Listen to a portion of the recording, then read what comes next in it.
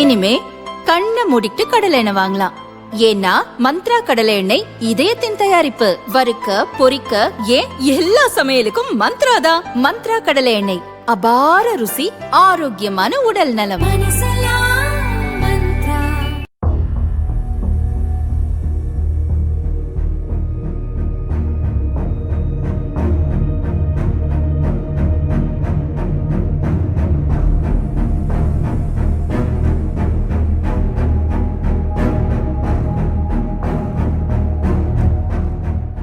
Iran மீதான America Israel தாக்குதலுக்கு பதிலடி கொடுக்கும் வகையில் இஸ்ரேல் மீது ஈரான் குண்டு வீசி தாக்குதல் நடத்தியுள்ளது.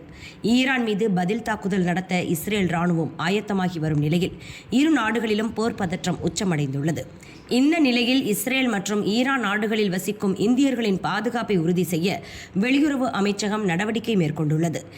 ஏற்கனவே ஈரானில் பணியாற்றும் இந்தியர்கள், கல்வி பயிலும் மாணவர்களை உடனே தாயகம் திரும்பும்படி கடந்த வாரமே மத்திய அரசு அறிவுறுத்தியிருந்தது. பெரும்பாலானோர் நாடு திரும்பிய நிலையில் தற்போது அங்கு போர் பதற்றம் சூழ்ந்துள்ளதால் எஞ்சியிருக்கும் இந்தியர்கள் தேவையின்றி வெளியே வர வேண்டாம் என தூதரக அதிகாரிகள் எச்சரித்துள்ளனர். இஸ்ரேல் நாட்டின் டெல் அவிவ் நகரில் உள்ள இந்திய தூதரக உதவி எண்கள் வெளியிடப்பட்டுள்ளன.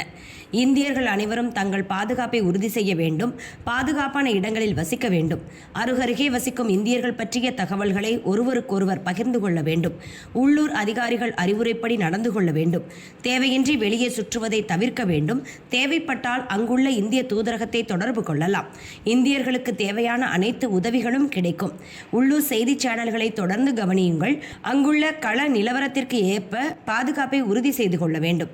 இஸ்ரேல் நிலவரம் குறித்து இந்திய தூதரகம் தொடர்ந்து கண்காணித்து வருகிறது.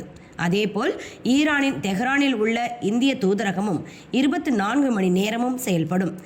உதவி தேவைப்படுவோர் தூதரக அதிகாரிகளை எப்போது வேண்டுமானாலும் தொடர்பு கொள்ளலாம் என வெளியுறவு அமைச்சகம் வெளியிட்டுள்ள அறிவிப்பில் கூறப்பட்டுள்ளது.